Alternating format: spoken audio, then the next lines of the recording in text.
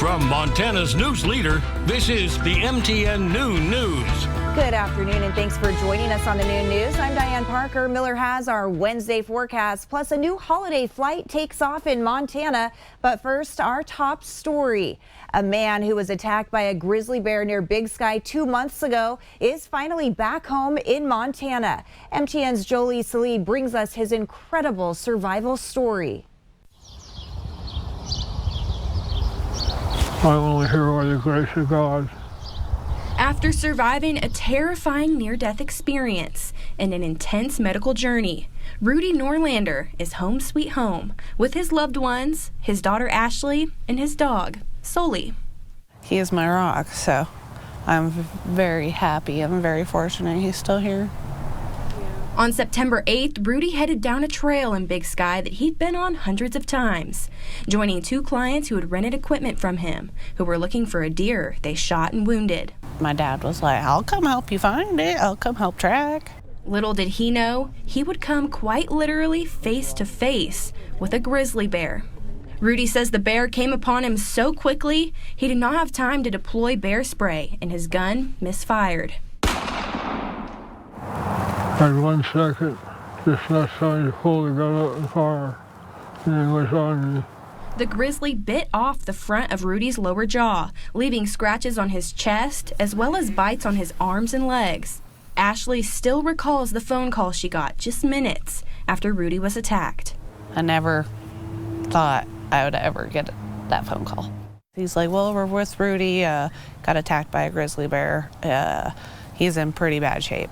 During his 5-week stay at University of Utah Health, Rudy underwent a complete jaw reconstruction. The biggest contributor to his healing journey so far? Oh, attitude. Support, you know. Support. Yeah. Definitely. Family, friends. And even the support of strangers. Like, it's insane how much support he's gotten, and it's phenomenal. Rudy has another surgery coming up in March, and as soon as he's able, he says he's heading right back out into the backcountry. Right back to it. I'm ready to get back doing my thing, but it has changed me a little bit too. I definitely see God's hand in my life. In Bozeman, Jolie Salih, MTN News. An Idaho family is mourning the death of a husband and a father who lost his life in an accident this week at the Stillwater mine in Nye. MTN's Alina Howder has the story. I just keep saying it doesn't feel real. Like this can't be it, you know? So I'm not really sure what to say. He loved everybody though. From neighbors to high school sweethearts to husband and wife. Happy birthday to you. I have no tears left to cry at this point.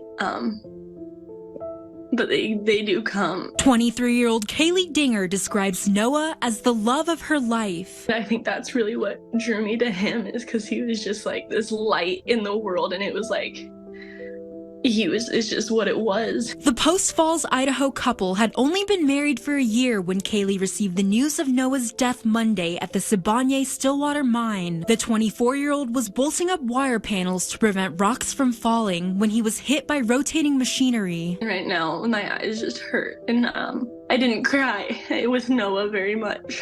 He was just like, he was my comfort person, and now I don't have that. Noah was a loving father, leaving behind 2 sons, 3-year-old Rylan and 1-year-old Maddox.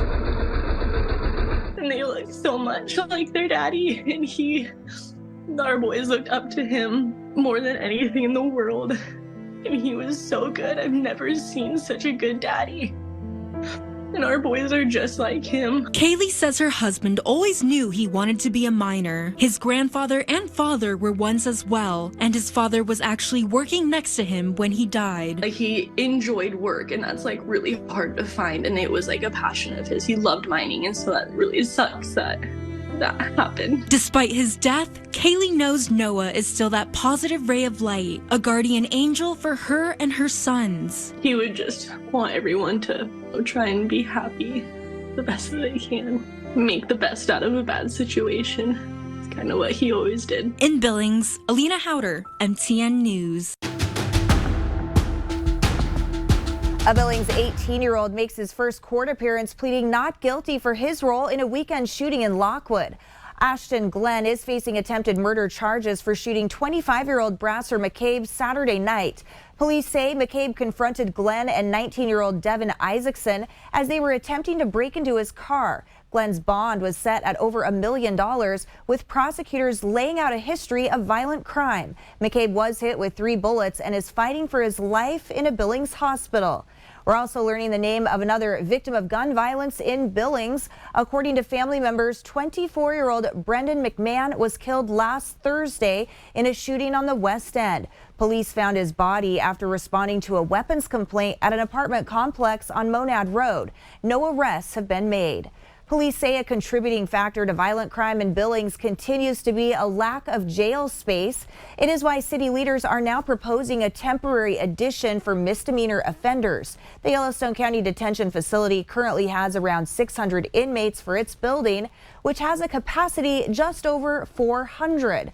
Billings City Administrator says the city would contribute $500,000 for a modular building right next to the current jail, but the county would need to get on board.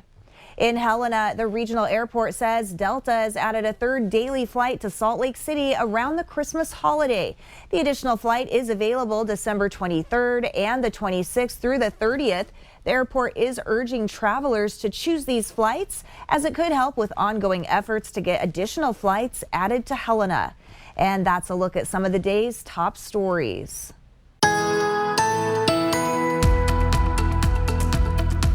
Hopefully Wednesday's been a good day for you so far. We have our local forecast coming in just a second. We got a cold front making its way through. We're already seeing some snow in the higher elevations in the northwest corner of the state. Other areas could get some snow tomorrow morning as well. Big story today, too, the winds. All that, we'll break it down for you in just a bit. But first, what's going on across the U.S.? Headlines for the 48s, southeast Florida. Heavy rainfall, locally significant urban flash flooding will be a major concern through tonight. Have a couple of disturbances, tropical disturbances down that way, pushing that moisture in. Portions of the northern Rockies, locally heavy snowfall expected today. In Intermountain West, Plains, and the Midwest, dry and mild conditions. For us, yeah, a lot of us getting back to seasonal today after seeing a bit of a cool down yesterday, but it doesn't last. Here comes that cold front, going to give some changes. Details coming up.